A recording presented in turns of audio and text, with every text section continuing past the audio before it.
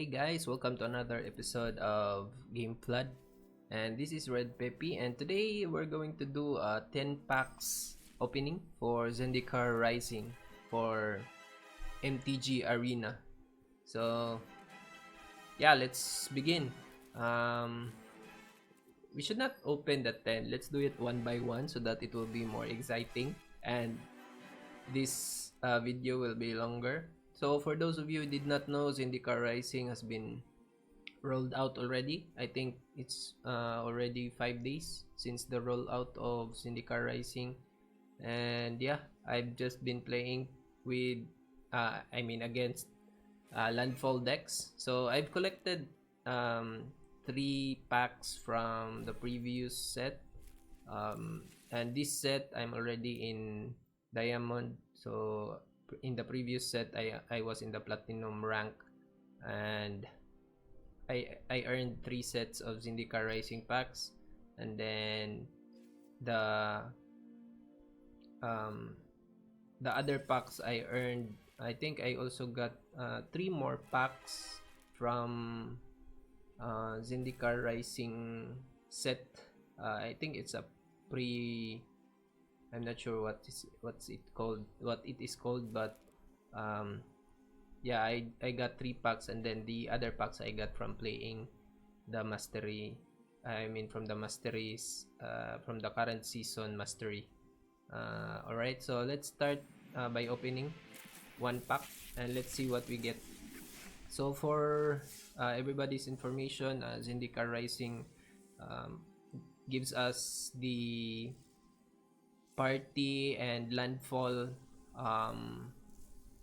abilities, or I'm not sure if party is an ability, but yeah, most of the cards here have party have bonuses when you have a party. So let's see. So a party is made up of warrior, rogue, cleric, and wizard. So that makes 1 party. So it doesn't have to be it doesn't have to be the same color. So if you have like black or black cleric, and then you have blue rogue, so they can still be in 1 party. So I'll show you later once we get the a party card. Anyway, this is one of those cards that just adds I think this is one of the most overpowered cards in this set. It really beefs up the milling deck that was very popular in the previous set, typically for blue. Yeah, so, and there's also another one, a blue crab. So if you can pair that with the, I forgot the name of that blue legendary creature that's indestructible, and then every end of turn you exile a specific creature. So if you can pair that with this one, then your milling deck, or with the crab, then your milling deck will be impossible to beat. And also, yeah, just plenty of mills for this set, and also some good abilities for your party cards. So let's move on to the next one.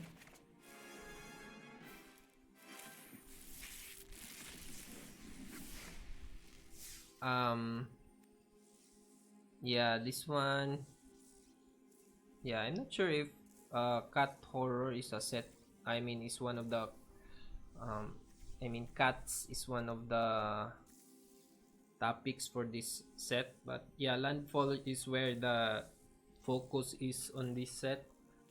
We get plenty of cards that have landfall. So landfall, as described here, is the ability triggers when a land enters a battlefield under your control.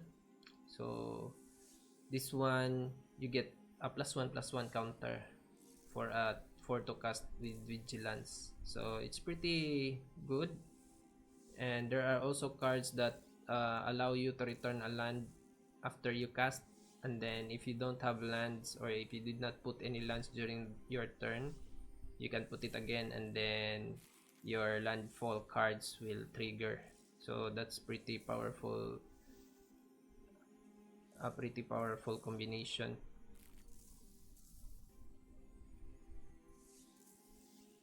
See that? Yeah. So this one is also another one that can return a land card. Okay, this one is also a strong one. But let's see what we got. Oh, we got the legendary demon creature from Scourge of the Skyclaves. So just remember guys, if you have Skyclave, it usually is a combination for landfall or party. Yeah. So this one is also very very powerful because it's 2 to cast, and then you can cast it as a 7 to cast, and then yeah, you just get the you get you get a very big card for a 7 to cast, especially in the late rounds when you have 7 mana. When you cast this spell, if it was kicked, each player loses half their life rounded up. Scourge of the Skyclaves power and toughness are equal to 20 minus the highest life total among players. So it's not recommended to cast this early in the game. Yeah, better keep it until end of the game. But if you go against decks that, you know, discard or pick an unland card from your hand, then yeah, it could be dangerous for you if you have this card. But anyway, moving on. I still haven't seen. So we have warrior here. That's a party. There we go. We have a party. So when Kabira Outrider enters the battlefield, target creature gets +1/+1 until end of turn for each creature in your party. So as you can see, that's a pretty strong combination there. So when you have almost a party only consists of 4 types of cards: cleric, rogue, warrior, and wizard. And if you already have the cleric, rogue, and wizard in the battlefield, and then you summon this one, you can add +4/+4 until end of turn to one of your party creatures. So yeah, that's basically another overpowered card. But yeah, it depends because recently there are plenty of creature destroyers in the decks, especially the black and white combination decks. They have plenty of destroyers, creature destroyers, and returns. So yeah, maybe it's not that powerful, but yeah, it can catch you off guard. Yeah, moving on. At least we got one legendary now.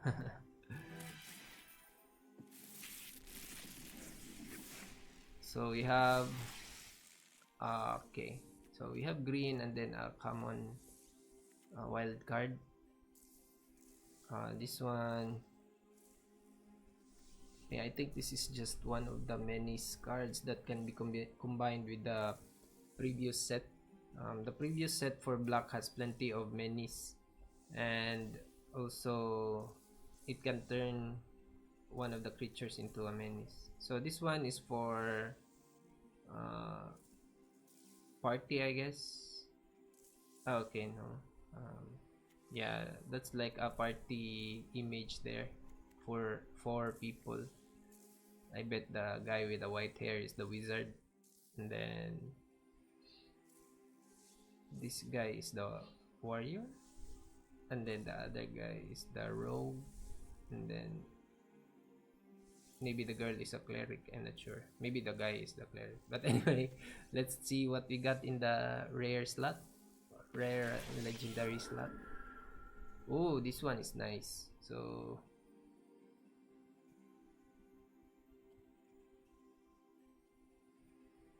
yeah, it's a 3 to cast exile card. But yeah, if this card dies, then the enemy gets another creature. Yeah, but 4 or less. So sometimes creatures that are 4 to cast or 3 to cast have good abilities, right? Like for example, the Black Panther from, I forgot the name, which can summon, I mean, which can place creature cards from your graveyard into the battlefield every turn, right? So yeah, you can exile that and then just replace it with a 3/3 illusion, which is much easier to bear compared to that. And then this one, I got hit by this one in one of my games. So yeah, it's kind of annoying card. Especially if it is kicked. So 5 to cast, 5/5. Whenever one or more +1/+1 counters are put on a creature you control. Yeah, it's a regenerating skeleton, which is another combination for that zombie vampire skeleton, which is 3/1 in the previous sets. And then this one is just another one of those fight, your creature fights another creature card. And then this one is another, yeah, damage card. So I went up against somebody who had this in their deck, 4 of them, and it is really annoying because yeah, you always it's only 2 to cast, and then it's destroy target creature or enchantment. So that's a pretty amazing card. It's common, but this is a very very very powerful card, especially in the higher ranks, because mythic and diamond ranks depend on a lot of enchantments and specific creatures that trigger specific abilities that either ramp up or make their deck strong early on the game or late in the game. So you can actually cast a lot of these late in the game as well. So you can wipe out an entire opponent's creature or battlefield creatures with this card. So this is not the only card that destroys creatures in this set. So yeah, I guess black is a pretty formidable card now. I mean color now, when it comes to summoning, I mean creature summons. Usually it's green or white. That's very very protective of the creatures. Anyway, moving on.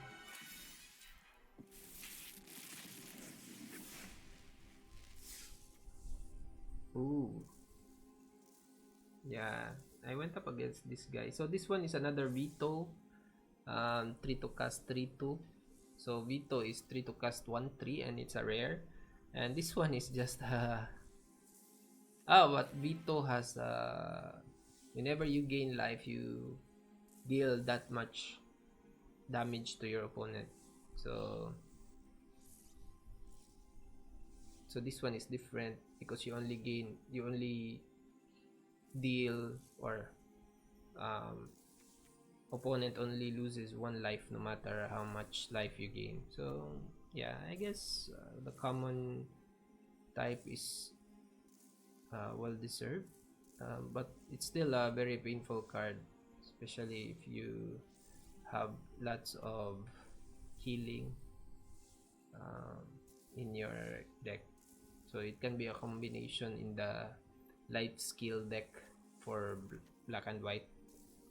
So whenever another cleric enters the battlefield under your control, you gain 1 life, and then you immediately do 1 damage. See that? That's already a combination, these two. And then they are clerics, so you can create a party as well.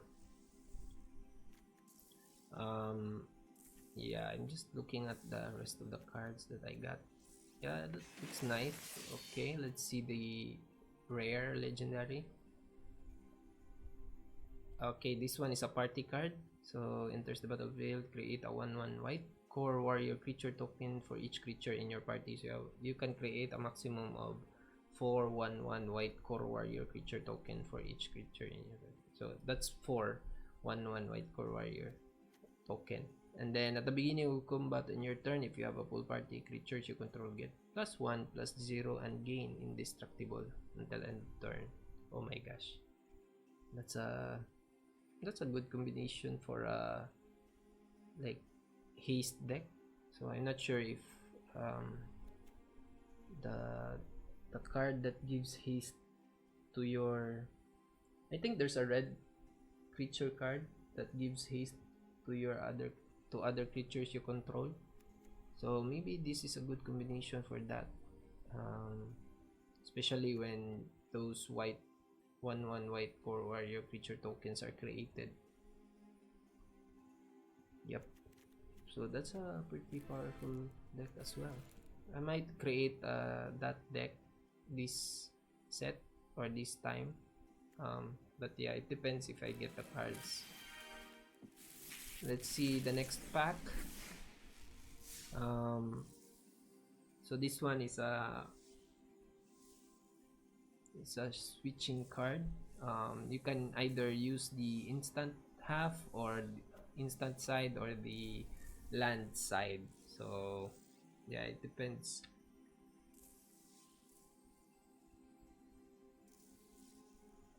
Depends on which one you will use when you cast it. But I'm not sure how this will work in real games, because of course your enemy can see the card, so it just lets him know what card you have in your hand when you pull it, when you first draw it. So let's see what we got.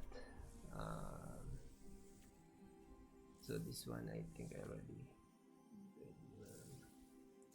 So there's another landfall for black. Yeah, it becomes indestructible each turn whenever you place a land. Oh, okay, this one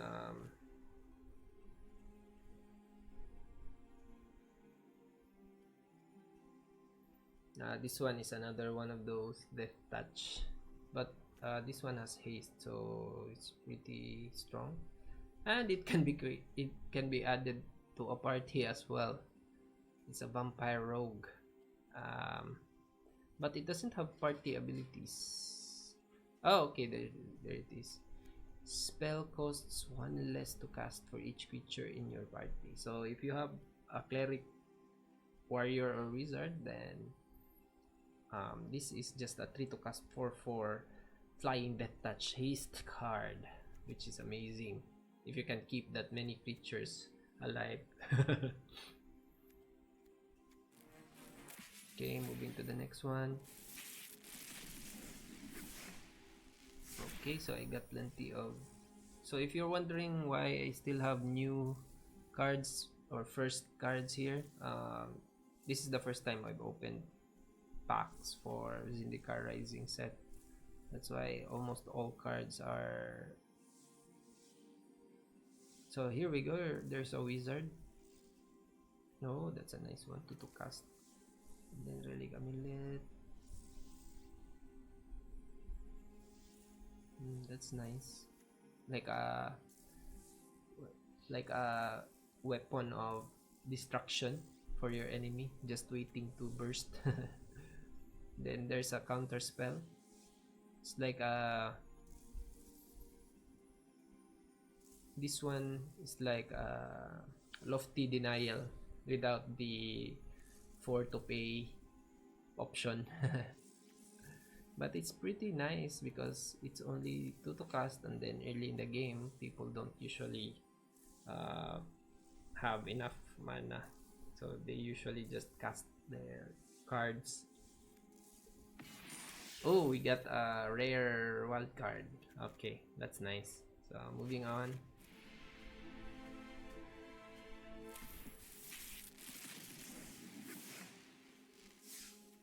Okay, we got a lot of black colored cards this time.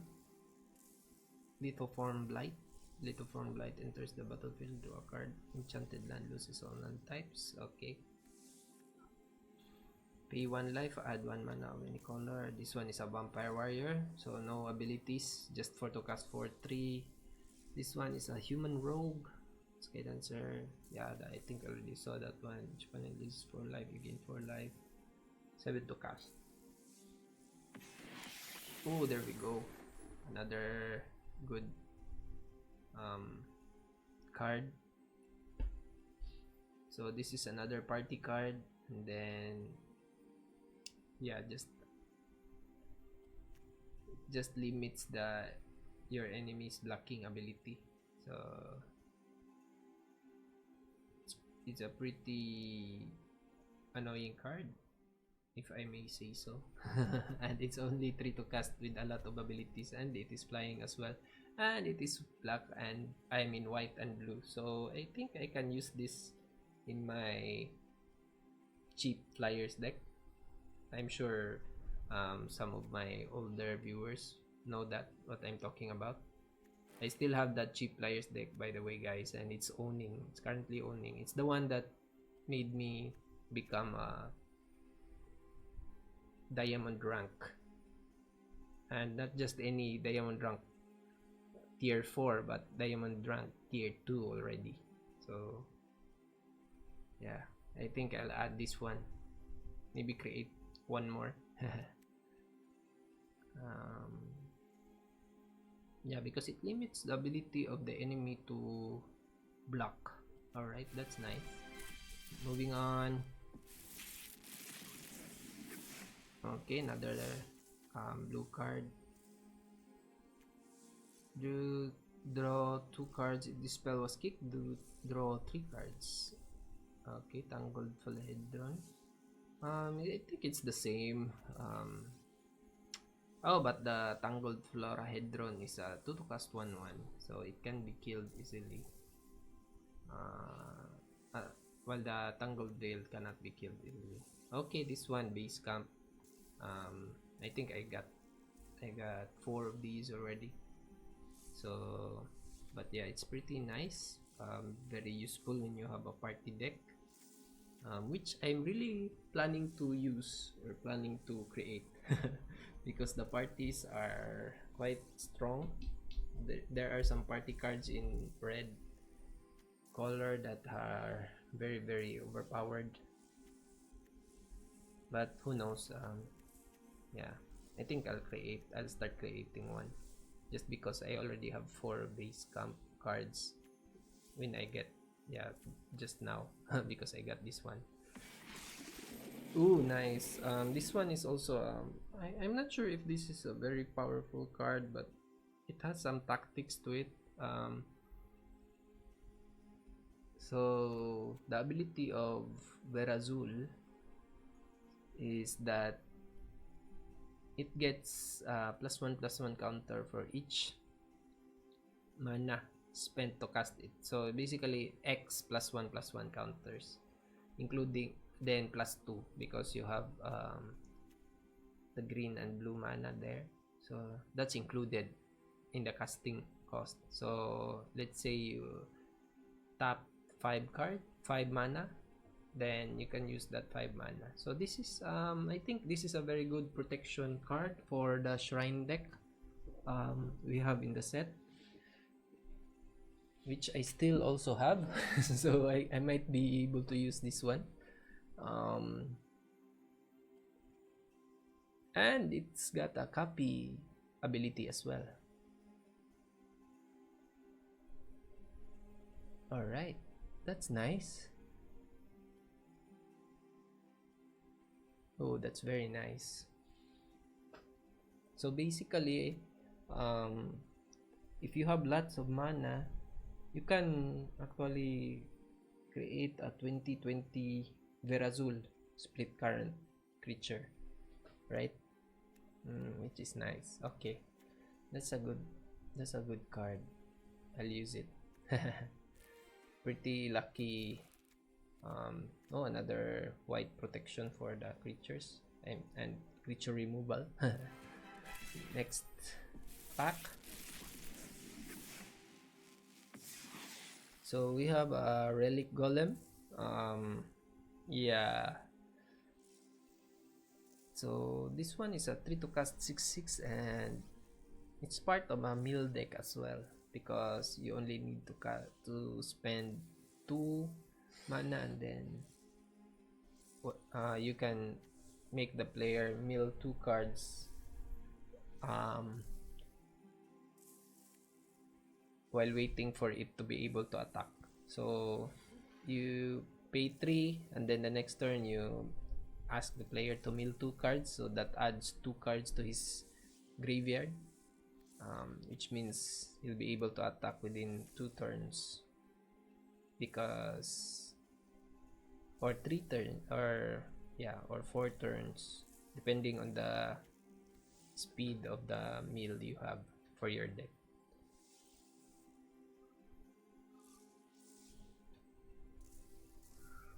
Alright, this is a 1 to cast regenerate ability, and then this one is the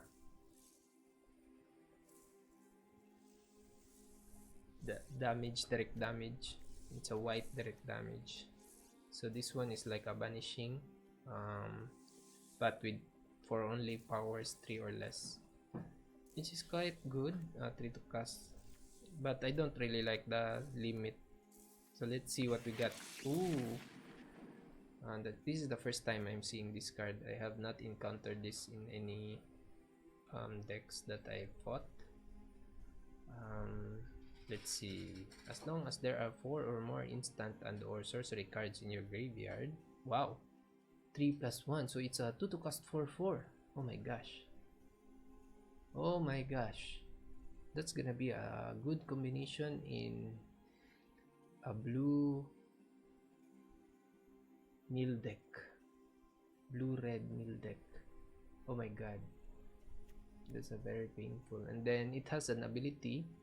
Tap, discard a card, exile the top 2 cards of your library, then choose one of them and we play that card this turn. Wow. Talk about very, very, I think it should be a legendary creature. But yeah, I'm not, yeah, I think a rare is worth it, or just right for this card. Anyway, moving on to the next one. Oh, this is the last one. So once again guys, thank you for watching, and I hope you continue watching my videos, even though I've not been posting more videos recently. But yeah, I'm starting to repost them again, and not reposting videos, I mean posting videos again. I create new videos every day.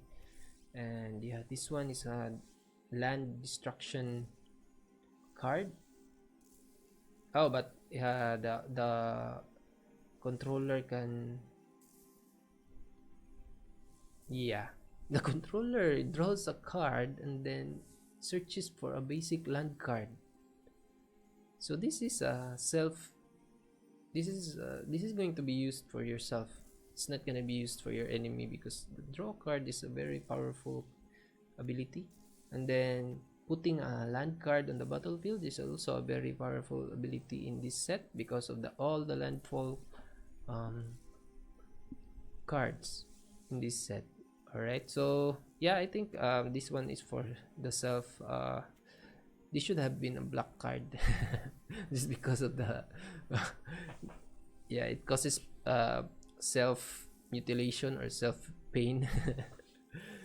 Oh, this one is another flying angel cleric, shepherd of heroes. You gain 2 life for each creature in your party. Oh, okay, it's like a gaggle, the duck, the flying duck. You gain 2 life for each creature. That's a combination for that. Anyway, we got a common and an uncommon wild card. Hopefully we get a, ooh, nice. Wow, it's a pretty nice haul today, guys. You got Yasharn, Implacable Earth, and then Verazul as well. So Yasharn is also good. You have a search basic forest card and a basic plains card. Reveal those cards, put them into your hand, each of your library. Players can pay life or sacrifice non-land permanents to cast spells or activate abilities. Oh, so this is Yasharn is